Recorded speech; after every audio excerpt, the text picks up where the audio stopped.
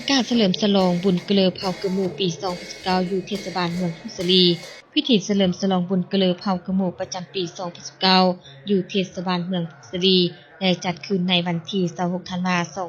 2019นี้อยู่ที่หานอาหารไซลาวงมณีเข้าร่วมพิธีในครั้งนี้มีทานคำพลอยพนาสารรักษาการเลขาพรรคแขวงรักษาการเจ้าแขวงพุสลีมีบรรดาองค์การนำพรรคหลัดแขวงเมืองพนักงานปฏิวัติอาวุโสผู้ทรงคุณวุฒิบรรดาเผ่า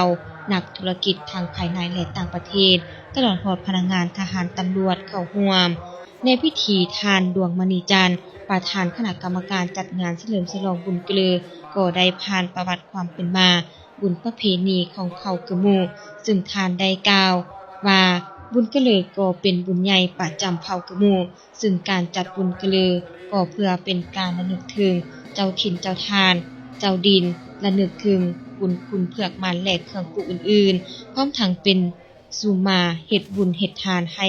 พี่พ่อพี่แม่ผู้ที่ล่วงลับไปแล้วเพื่อให้มาหับมากินเพื่อขอสิ่งดีมาคุ้มครองปกปักรักษาอันเจ็บไข้ได้ป่วยให้หายไปนำปีเก่าและปีใหม่ให้มีแต่สุขแต่ลาภทั้งนี้ก็เพื่อเป็นการระลึกถึงเครื่องปลูกของปังทั้งเป็นโอกาสให้พ่อแม่หมู่เพื่อนผู้ที่อยู่ไกลและไกลได้มาพบกันและทอดถอนบทเรียนนำกันพร้อมทั้งเฉลิมฉลองปีเก่าตอนรับปีใหม่ซึ่งบุญเกลอแม่นได้เริ่มจัดขึ้นเดือนเจียงเดือนยีซึ่งตรงกับเดือน12หาเดือน1สากล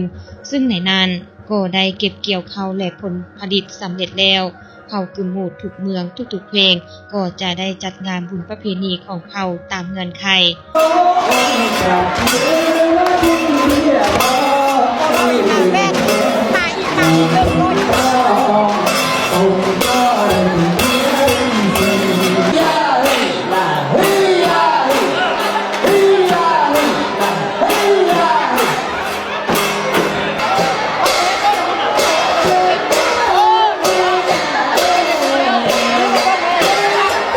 พิธีที่มีความหมายสำคัญนี้ทานคำพลอยวรรณสารรักษาการเลขาพรรคแขวงรักษาการเจ้าแขวงพุสลีได้มีคำเห็นโอลมต่อพิธี